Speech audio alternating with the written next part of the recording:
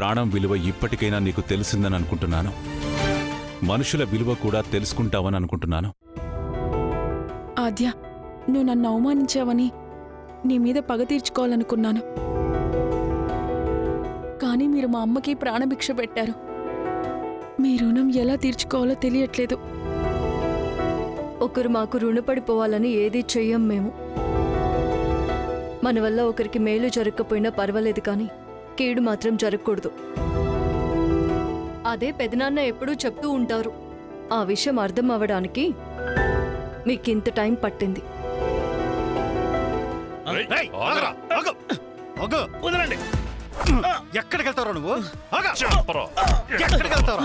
శివరాం, ఇలాంటి వాళ్ళకి మనం ఎంత బుద్ధి చెప్పినా తక్కువే. పోలీసులకు అప్పచెప్పండి. వాళ్ళ స్టైల్లో ఎలా కొట్టాలో అలా కొడతారు. తీసుకెళ్ళండి. అలాగే బాగారు.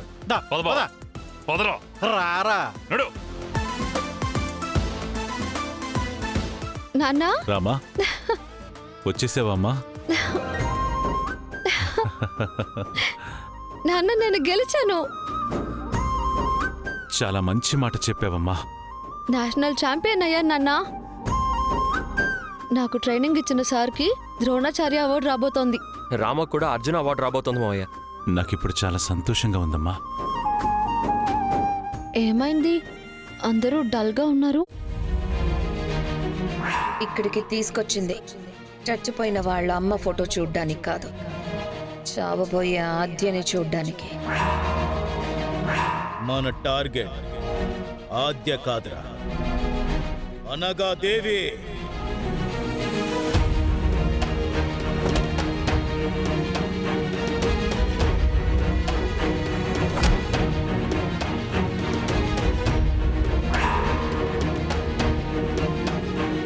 ఇది కదా నాన్నంటే.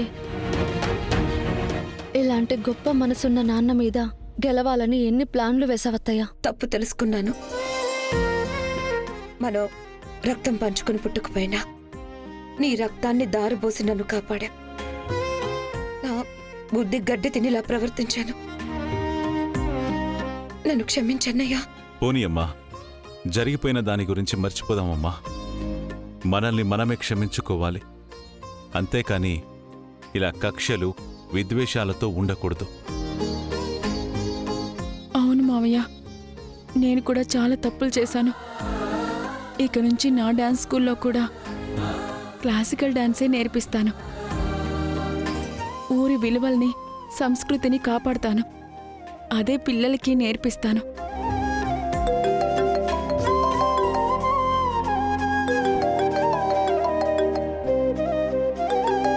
హలో మేడం, మీరు ముందిచ్చిన వర్క్ని ఇన్ టైంలో ఫినిష్ చేసినందుకు గవర్నమెంట్ ఈసారి ఏకంగా 25 కోట్లు టెండర్ ఇవ్వబోతుంది.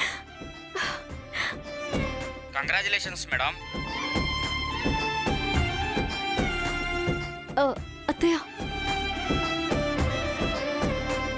ఈసారి వచ్చే ఏ కాంట్రాక్ట్ అయినా సరే నా పేరు మీద కాదు, మా అత్తయ్యకి ఇవ్వాలనుకుంటున్నాను. ఇలాంటి వర్క్స్ విషయంలో అత్తయ్య అందరికంటే చాలా చలాకీగా ఉంటారు. అవకాశం ఉంటే అత్తయ్య పేరుని రిఫర్ చేయండి. ఇది కూడా ముందు టెండర్లా నన్ను పిచ్చిదాన్ని చేయరు కదా? లేదు పద్మ, ఆద్య ముందే అనుకుంది. నిన్ను గొప్ప స్థానంలో చూడాలనుకుంటోంది నీ కోడలు. అంటే ఇకపై నుంచి మా అత్తయ్య బిజినెస్ ఉమెన్ అన్నమాట. మొదటి టెండర్ విషయంలో నన్ను బురిడీ కొట్టించావని నీ మీద చాలా కోపడ్డాను. ఇప్పుడు ఏకంగా ఇంత పెద్ద టెండర్కి నన్ను ఓనర్ని చేశావు. నీకెలా థ్యాంక్స్ చెప్పాలే?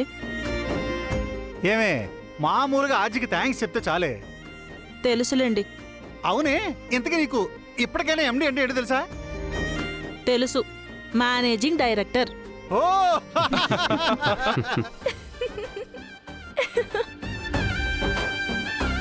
నాకేదో అవకాశం ఇప్పించిందని కాదు, ఇక నుంచి నా ఒకే ఒక్క కోడలు ఆద్య, నా ఒకే ఒక్క కొడుక్కి ఒకే ఒక్క భార్య కూడా ఆద్యనే. క్షణాల్లో ఇంత మార్పు ఏంటి నీకు? నీ జీవితం ధైర్యం అయిపోయిందే. ఏమే, ఈ రోజు తప్పకుండా గాలివాన వచ్చేస్తుంది. మీరే అన్నారు కదా, సమయం సందర్భం వస్తే మనిషిలో మార్పు వస్తుంది అని. ఏమో, నాలో కూడా వచ్చిందేమో. అక్కలో మార్పు రావడం చాలా పెద్ద విషయం బావా, అంతా బానే ఉంది. కానీ మా ఆవిడ మొహంలోనే ఏ మార్పు రావడం లేదుగా. మీరు ఊరుకోండి. మంది మంచి వాళ్ళ మధ్యలో నన్ను శత్రువులా చూడకండి. ఇప్పుడు అనగాదేవి వదిన కూడా మన కుటుంబంలో ఒకటైనప్పుడు నేను మాత్రం వేరుగా ఉండాలని ఎందుకు కోరుకుంటాను? ఇకపై అందరూ హ్యాపీగా ఉందాం. నమ్మొచ్చా? మీ మీద ఒట్టండి. నా మీద ఒట్టొద్దు, అందుకే అనుమానంగా ఉంది. అయితే పోనీ నా మీద ఒట్టు. అయితే నమ్ముతా. అస్మిత, ఇలాంటి కుటుంబం మనకి బంధువులవడం మన అదృష్టం. వీళ్లతో నీకు వైరం వద్దమ్మా. రామా, నువ్వు తోడికోడళ్ళుగా కాకుండా అక్కా చెల్లెళ్ళలా ఉంటే ఆనందంగా ఉంటాం. మంచితనం అంటే ఏంటి నాన్న అంటుంది. ఎందుకు నాన్న అనవసరమైన ఆశలు పెంచుకుంటావు? అష్మిత, ఇకపై నుంచి ఏ విభేదాలు లేకుండా ఉందాం. నీకు ఏం కావాలన్నా, ఏ సపోర్ట్ కావాలన్నా నేను చేస్తాను. హ్యాపీగా ఉందాం. సరే. ఇక నుంచి మన ముగ్గురం సిస్టర్స్. నా భార్య ఎంత దురదృష్టవంతురాలంటే ఇంత గొప్ప దృశ్యాన్ని చూడలేకపోయిందిరా. ఏం పర్లేదు నాన్న, నేను పుణ్యక్షేత్రాలు తిరగడం వల్లే నా ఇద్దరు కోడళ్ళు ఒకటయ్యారని చెప్పి తన అకౌంట్లో వేసేసుకుంటుంది క్రెడిట్ అంతా. ఇది కదా పడమటి సంధ్యారాగం అంటే. చాలా చాలా సంతోషంగా ఉంది. కళ్ళల్లో ఆనంద బాష్పాలు వస్తున్నాయి. అందరూ ఇలాగే సంతోషంగా హాయిగా ఉండాలి. ఈ జన్మకిది చాలు. నా ఇద్దరు కూతుళ్ళు ఒకరు వ్యాపారంలో, ఒకరు దేవాదాయ శాఖ అధికారిగా ఉన్నత స్థానాల్లో ఉన్నారు. నా అల్లుళ్ళు కూడా వాళ్ళని ప్రోత్సహించారు కాబట్టే వీళ్ళకిదంతా సాధ్యమైంది. మన సంతోషాన్ని సంధ్యతో పంచుకుంటూ తనకి ఆబ్దికం జరిపిద్దాం. పంతులు గారు, ఆరంభిద్దామా? కొత్తగా చెప్పాలా నీ మనసులోతు ఎంతో, వింతగా పాడాలా నీ ప్రేమ విలువ ఎంతో, నదిలాగా సాగే నీ పాశమే మదిలోన చేసే వనవాసమే. అమ్మా అంటే చాలు ఆ పిలుపే వేలు, కొమ్మ పండు పూలు నమ్ముకున్న వేరు నీవే కదా ఓ వనిత, నీదే కదా నా చెల్లి సంధ్య ఎక్కడున్నా ఈ చరిత. ఇదంతా చూస్తూ ఎంతో సంతోషపడుతుంది. అమ్మను మించిన త్యాగం మమత. ఇన్నాళ్ళు మనల్ని ఎంతగానో ఆదరించిన తెలుగు ప్రేక్షకులందరితో పంచుకుందాం. ప్రేక్షక దేవుళ్ళందరికీ పడమటి సంధ్యారాగం టీం తరపున హృదయపూర్వక ధన్యవాదాలు.